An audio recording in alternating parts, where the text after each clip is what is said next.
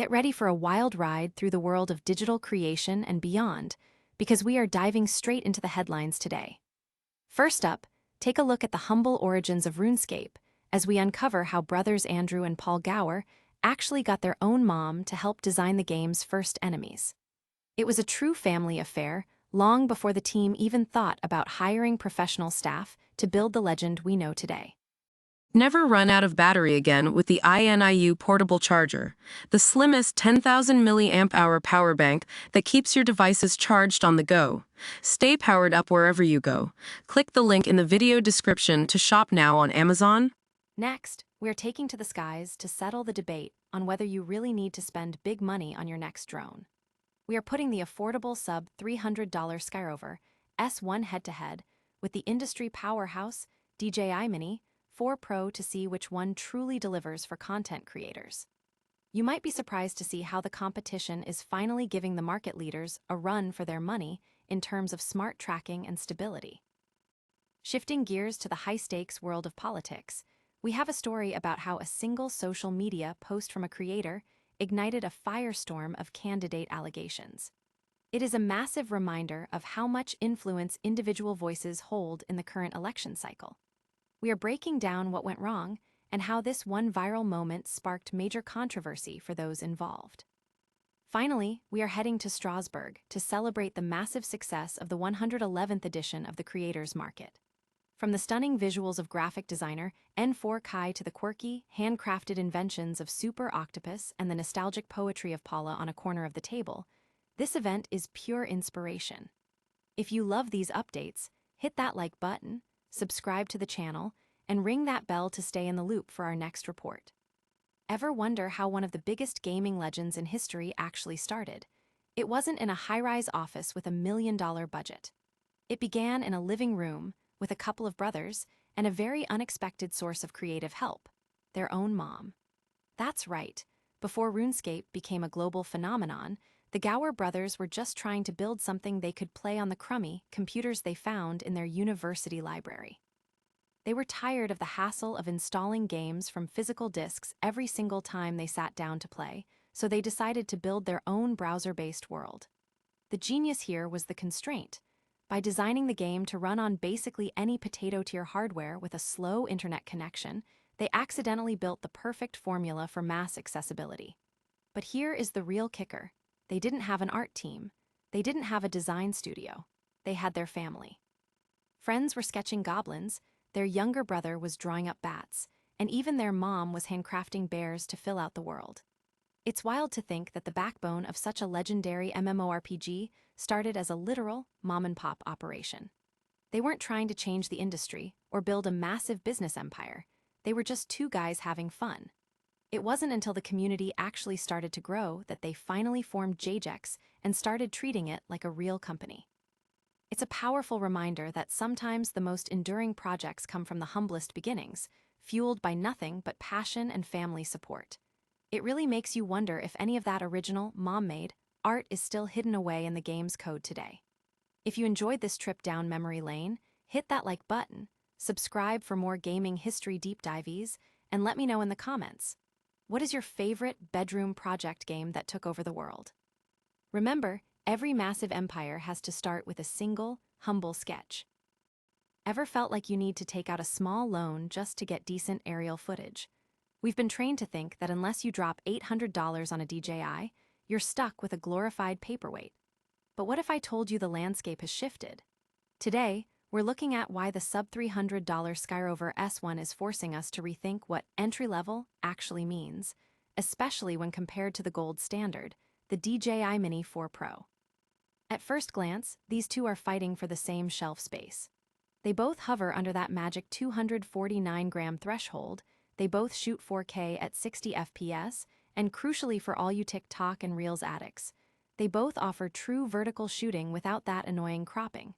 But peel back the specs, and you'll see two different philosophies. The Mini 4 Pro, at $815, is a masterpiece of polish. It's got that O4 transmission system, pro-grade D-Log color profiles, and the peace of mind that comes with the DJI ecosystem. It's for the perfectionist. Then there's the $289 Skyrover S1. On paper, it shouldn't even be in the same conversation, yet it packs a 1.2-inch Sony sensor and claims a massive 40-minute flight time. But here is the real kicker: the AI tracking. In testing, the Skyrover feels like it was built for the solo creator. It locks onto subjects, whether you're jogging or cycling, with a level of set it and forget it confidence that makes the DJI occasionally feel like it's overthinking things. And what about stability? Surprisingly, the Skyrover holds its hover with an accuracy that actually edges out the Mini 4 Pro in suburban settings.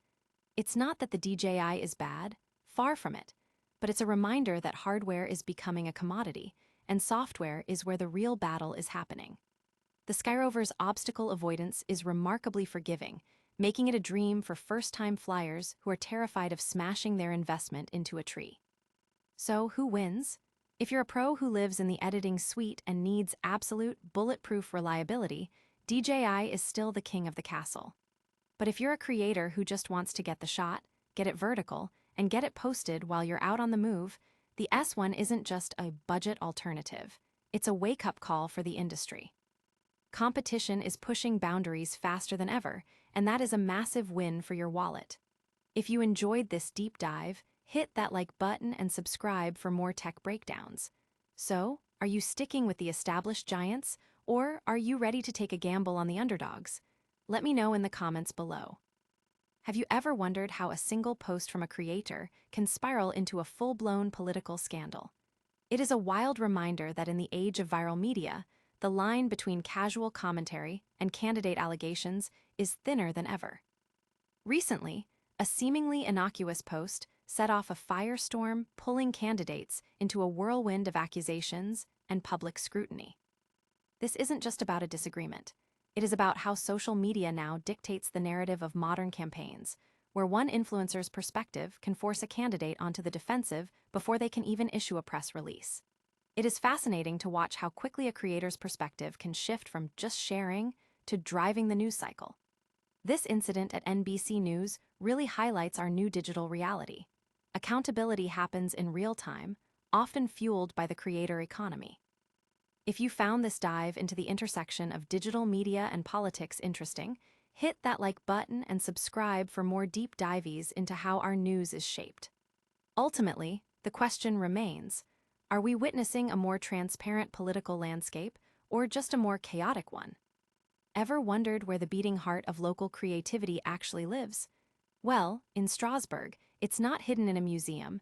It's alive and kicking at the 111th edition of the Creators Market. Forget the mass-produced, soul-crushing aisles of your local big-box store.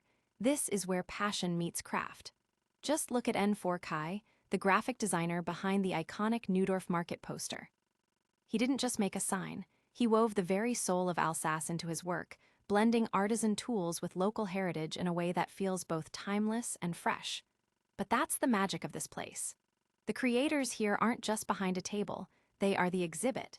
You'll see them weaving, painting, and sewing right in front of you, turning the market into a living, breathing workshop. Wandering through these aisles feels like embarking on a treasure hunt where the map is optional and the surprises are guaranteed. You want quirky? Check out Super Octopus, where cephalopods take center stage on everything from clothing to, dare I say, anti-fascist protest posters. Need something greener? Kame is literally weaving discarded newspapers and flyers into functional art. Or maybe you're chasing a hit of nostalgia, like Paula on a corner of the table, who manually types poems on an antique typewriter, then dyes the paper with tea to give it that perfect, storied feel. Whether it's old fabrics repurposing old fishing nets into chic home decor or Mad Mask crafting brain-shaped keychains, there is an energy here you simply can't fake. And the best part? It's all accessible, often for just a few euros. So, if you're looking to escape the mundane, you need to mark your calendar. The Creators Market is heading to the open air at Place de Zurich on May 10th, June 14th, and August 23rd. It's an open invitation to support local talent, discover something truly unique, and breathe in the kind of art that connects us all. So, will I see you there? Sometimes, the most extraordinary things are found in the most unexpected places. Go find yours.